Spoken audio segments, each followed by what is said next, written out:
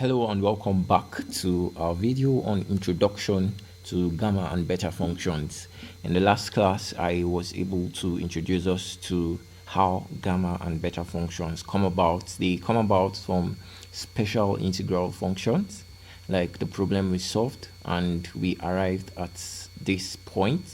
And I promise us that I'm going to introduce us to what this funny looking term looks here. Actually, this term is the Greek symbol gamma. Okay, so this is the Greek symbol gamma. Capital gamma, small gamma is the one like this. So we are going to look at the gamma function today, and in another series or in another video I'm going to introduce us to the definition of the beta function. So in this video we are going to be learning about the definition of the gamma function. So grab your pens and let's get active.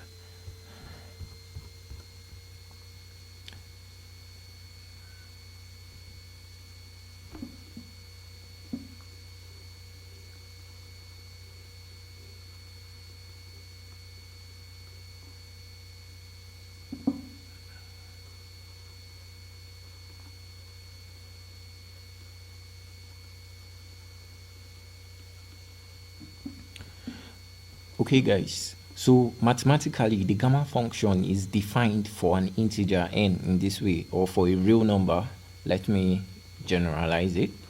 If you have a real number n, it is defined as the integral from 0 to infinity x to the n minus 1 exponential minus x dx. So this is the definition of this integral. So your integration variable is x, but trust me, it can be any other letter you want. It can be t, for instance. Some people may say integral from 0 to infinity t to the n minus 1 exponential minus t dt. So whatever variable you're using, whether it's y or t or v or u, just make sure that the same variable here is the same variable here and the same variable here. So this is the special function for evaluating gamma of n. So n is a real number. It belongs to the set of real numbers. Okay, so we want to evaluate this integral because we might not want to be integrating all the time, you understand, by perhaps slotting in the value of n that we want to evaluate and performing the integration over and over again. There's actually an easy way out, and that easy way out is to take the pain of solving the integral for the first two times, and you're going to get a general expression for gamma of n, and whatever you get, it's what you're going to be using to evaluate gamma of n. So gamma of n is defined as this integral 0 to infinity x to the n minus 1 exponential minus x dx, equation 1. So we're going to evaluate the integral using product rule. Integral of uv is udv is equal to uv minus integral of v du. I hope we all remember. So integral of udv. So according to this convention LIPET, we're going to select what variable is going to be used as our u and what will be used as our dv. So L is for logarithmic, then I is for inverse logarithmic, P is for polynomial, E is exponential, and T is trigonometric. So looking at this spread of terms over here, I am going to use this as u, then the whole of this will be my dv. So my u is x to the n minus 1 and dv is what? Exponential negative x dx. So to get v is integral of exponential minus x dx, which is exponential minus x over minus 1, which is what? Minus exponential minus x. So my u is this over here. I might need to want to get du right now. So du is n minus 1 x to the n minus 2 dx. So I hope we all know how we got this. When you bring down the coefficients, then you rewrite the term and you subtract 1, okay, from the power. So n minus 1 minus 1 gives me n minus 2.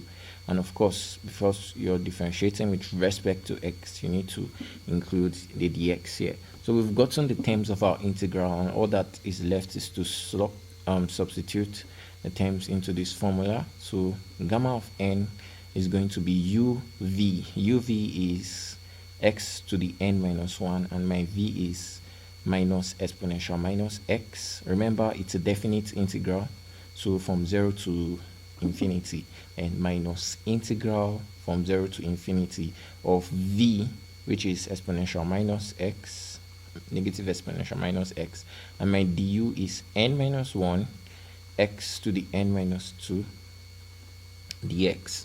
So this is our integral now. Then gamma of n is going to be, I can evaluate this like this, minus x to the n minus 1, then exponential minus x from 0 to infinity. And this minus sign comes out, makes this one plus, and n minus 1 is a constant. It can come out from the integral.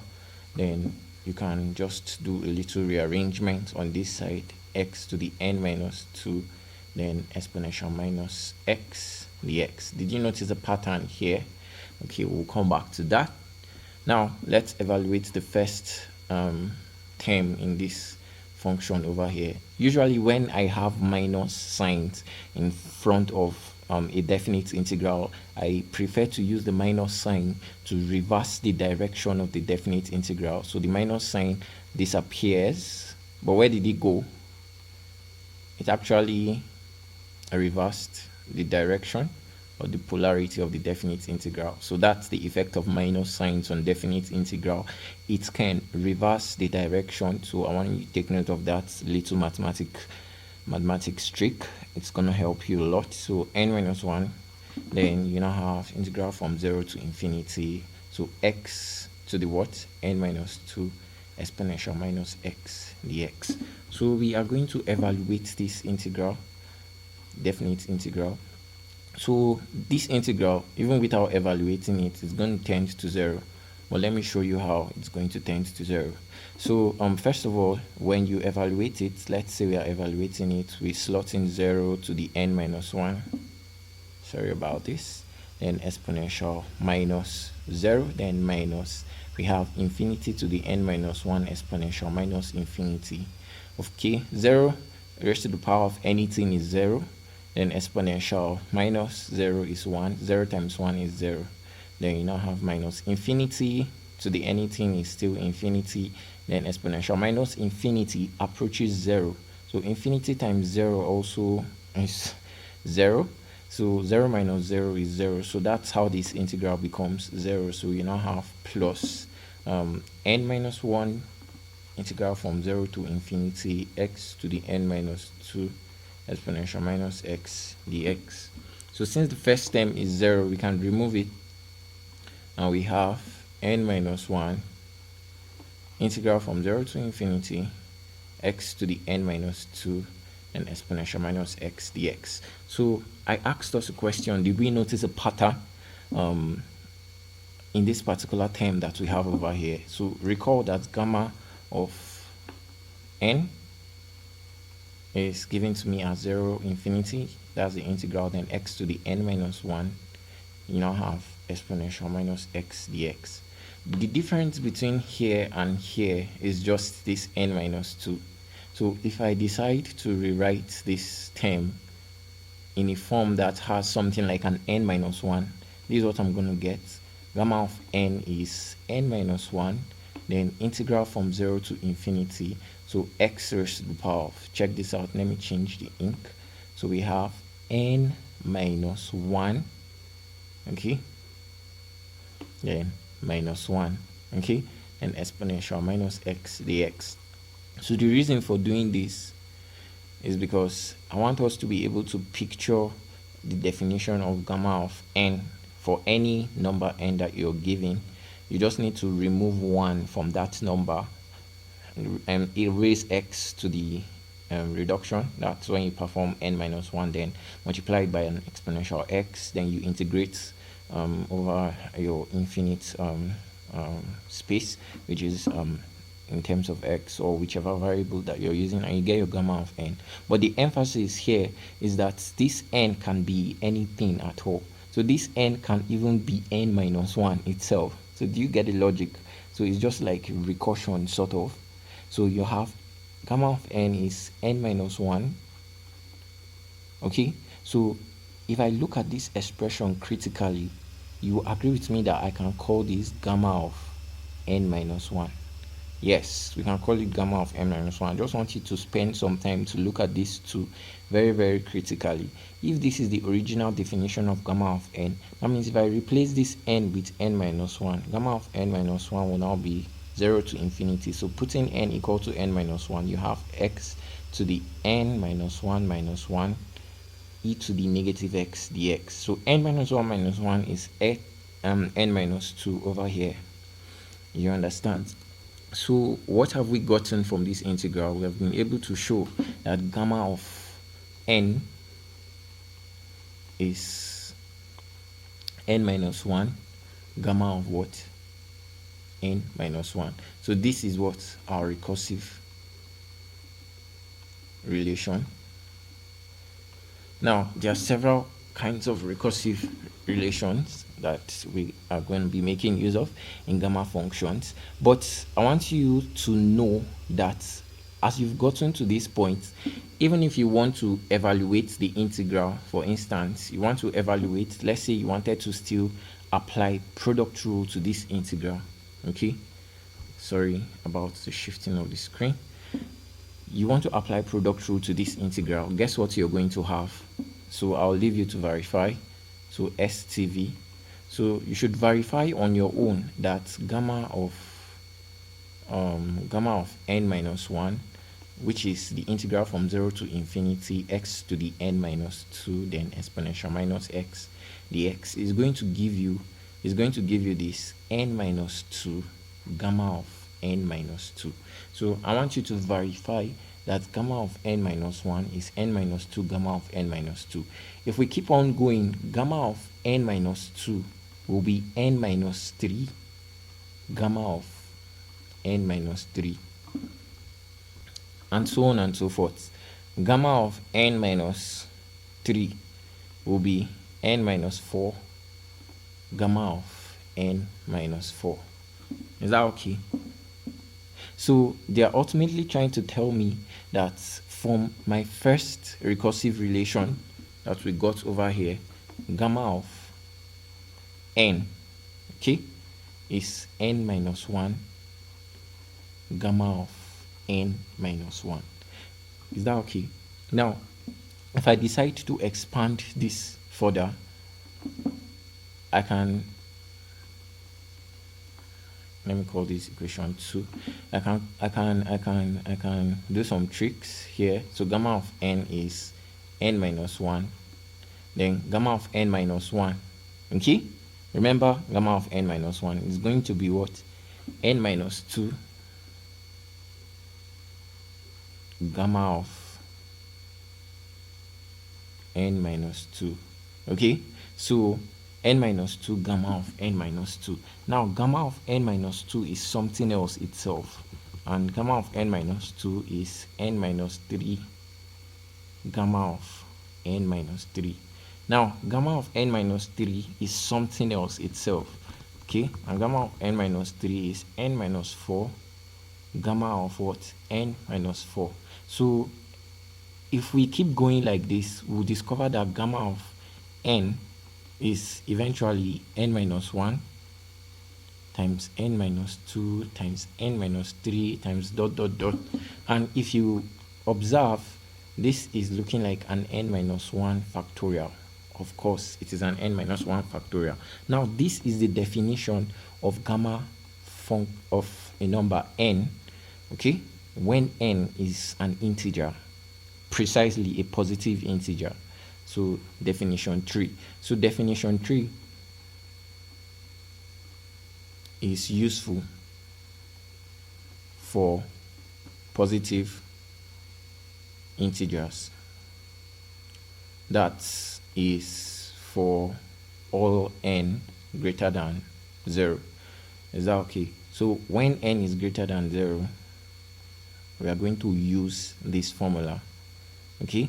And n is an integer, okay? So why am I emphasizing for this definition tree that n is an integer? Because we cannot really evaluate the factorial of, let me say, non-integers. Is that okay? Something like 2.5, 2.3, 1.33. We can't evaluate their factorials.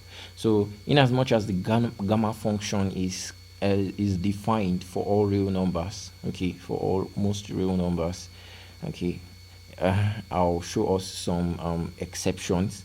It's defined for most real numbers, whether integers or non-integers. There are some certain parts of the formula that we should be careful to associate to integers and associate to non-integers. But for now, we have been able to show in this video that the gamma of n is n minus 1 factorial. Now we are going to do a lot with our recursive relation. Our recursive relation is very, very important. Now for integers, so this is case 1. Case 1.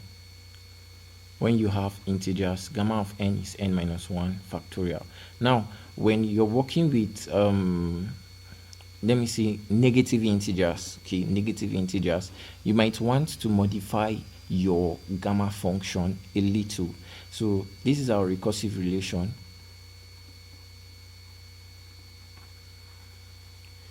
Is that gamma of n is equal to n minus 1 gamma of n minus 1.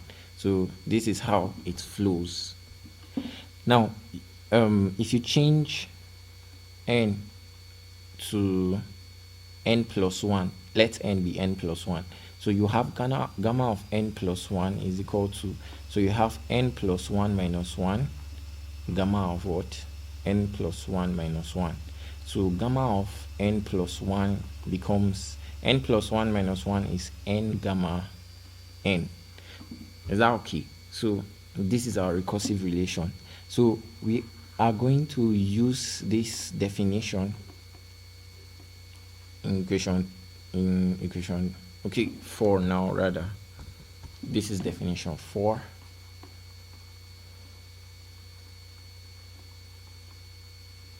Be useful for negative integers and half integers.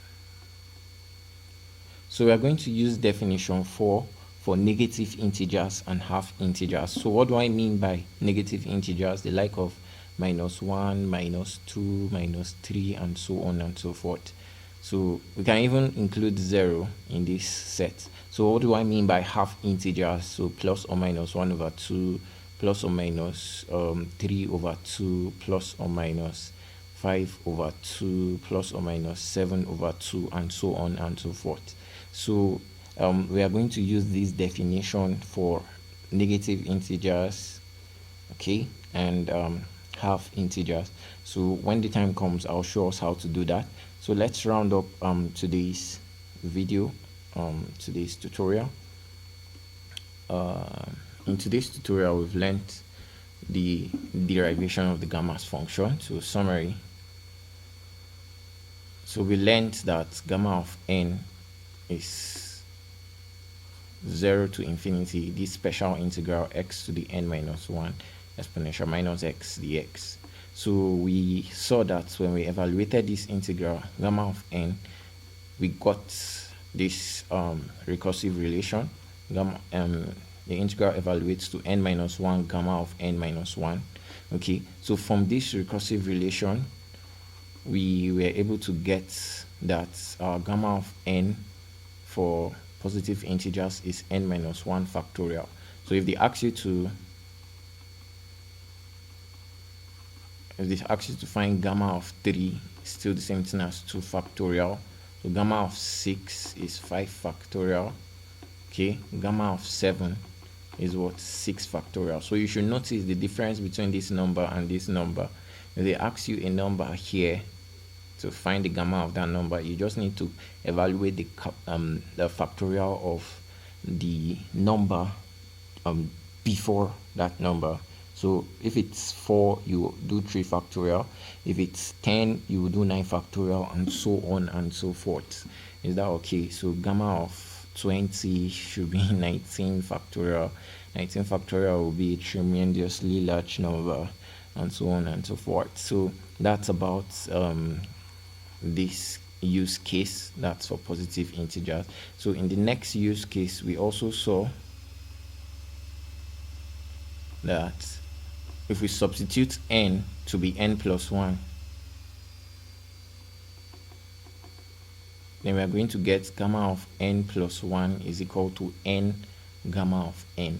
And we said that we are going to use this definition 2, or I call it definition 4. This is definition 3, definition 4.